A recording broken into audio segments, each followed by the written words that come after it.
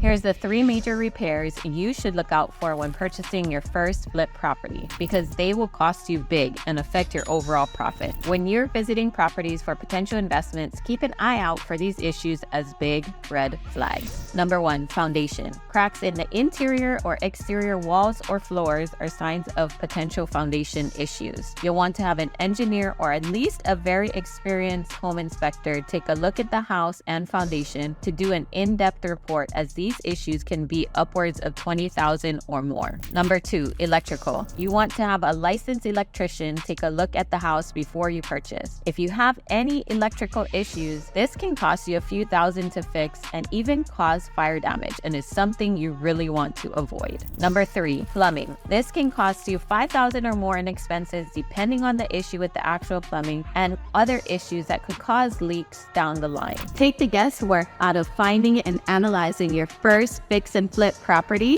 and follow me for more tips on how to be a real estate investor.